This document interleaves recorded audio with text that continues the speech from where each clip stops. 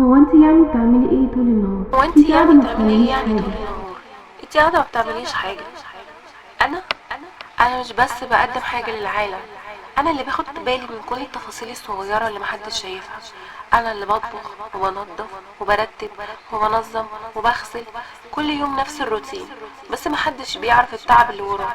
انا اللي بسهر طول الليل عشان حد من ولادي عنده كابوس او حد تاني محتاج نصيحة صغيرة. انا اللي بشجع في الكواليس وبطمن الكل حتى لو قلبي موجوع ومتعب. انا اللي بتأكد ان الكل اكل ونضيف وانهم مبسوطين حتى وانا زهقانة او مريضة. انا اللي بدعيلهم من قلبي وبطبطب عليهم وقت الخسارة وبحاول اخلي حياتهم احسن. انا المنبه اللي بيصحي الكل الصبح وبظبط المواعيد وبأكد ان كل حاجة تمشي صح.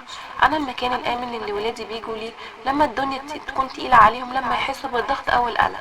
انا انا اللي بسمع شكاويهم بالليل وبتحمل همومهم وبسندهم من غير ما حد يعرف.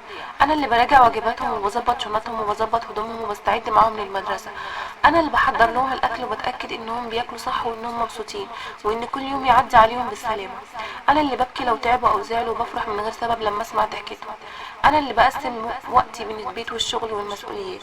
انا اللي بحاول ادي لكل واحد منهم الاهتمام اللي محتاجه حتى لو نفسي مش مرتاحة. انا اللي بحس ان كل لحظة فيها جهد وتضحية وحب صافي، كل لحظة فيها انا ببني عالم صغير حوالينهم.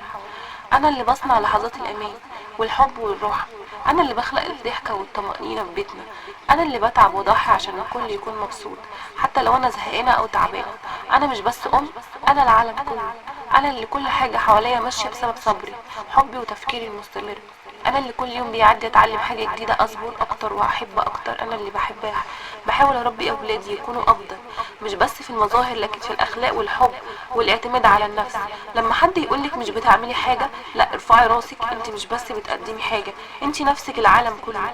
كل تعبك النهاردة له اجر كبير عند ربنا. كل ضحكة، كل لحظة، وكل اهتمام، كل كلمة بتقوليها لولادك بتصنع اثر كبير.